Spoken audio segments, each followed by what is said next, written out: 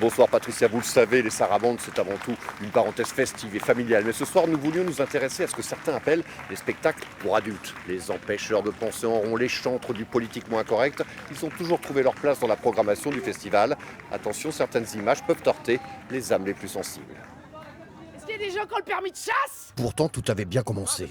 Ah, c'est bien. Ça fait rire les oiseaux, ça fait chanter les abeilles. Ouais, sympa. Après tout, Les Ogres de la compagnie Thank You for Coming, c'est une joyeuse parabole sur notre société de consommation et sur ce monde capitaliste replié sur lui-même. Durant la belle saison, les gros, enfin amaigris, partaient se prélasser sur les plages brûlantes du pays des maigres. Mais voilà, avec nos amis belges par exemple, la question des migrants, ça donne ça.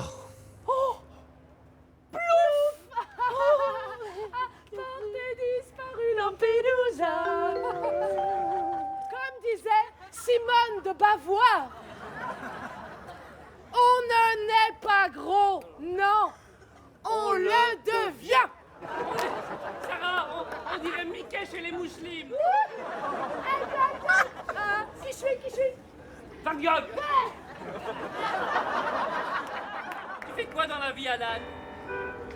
Étudiant quoi, Alan?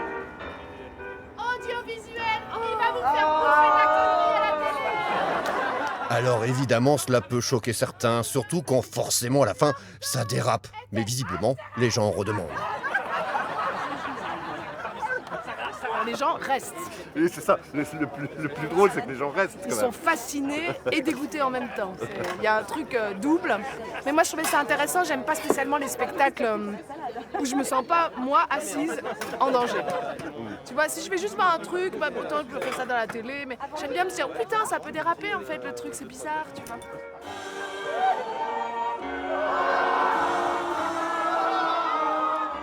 On voit des gens qui deviennent psychopathes avant nous.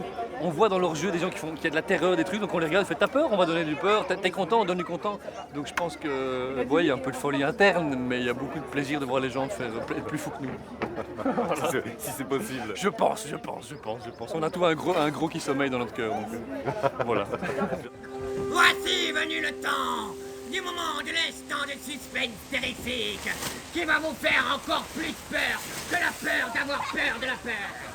Mais les festivaliers n'étaient pas au bout de leur peine. 23h, l'orage menace, le vent se lève, et sur scène arrive Typhus Bronx, un clown très peu recommandable.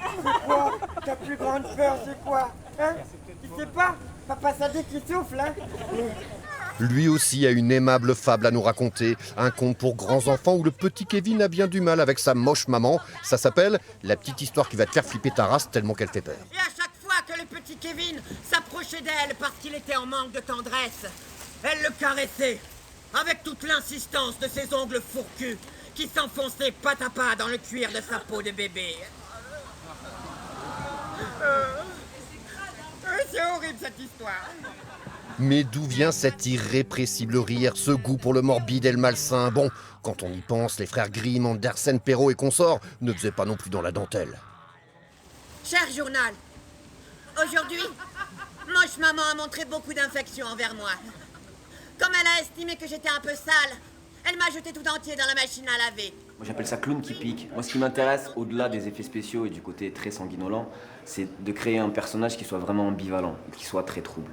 Et en fait, Typhus, quand il est dans de bonnes conditions, il a une personnalité qui est très ambivalente. Il est à la fois très attachant et en même temps très inquiétant. C'est pas vrai ça! Oh, que ça devient pénible! Bien, en plus il y a la télé, coucou France 3! Oh, c'est vraiment la merde! Faites ma volonté! Et hier soir, même quand les éléments ont commencé à se déchaîner, le public est resté jusqu'au bout. Ce public que tant de programmateurs hésitent souvent à bousculer. Ah ouais, la prochaine fois tu commandes le beau temps, hein? Ma façon de voir les choses, c'est si j'ai un coup de cœur, je cherche à le partager.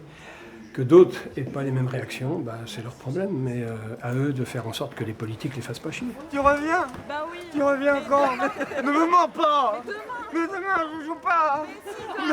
Mais demain, c'est... Attends, j'ai un cadeau pour toi! Voilà Patricia, vous voyez dans le Rouillaquais, on n'est jamais à court de bonnes idées. L'année prochaine, le festival déménage à quelques kilomètres d'ici, dans la commune de Saint-Genis-d'Iarsac. On a hâte. Sur ce, bonne soirée.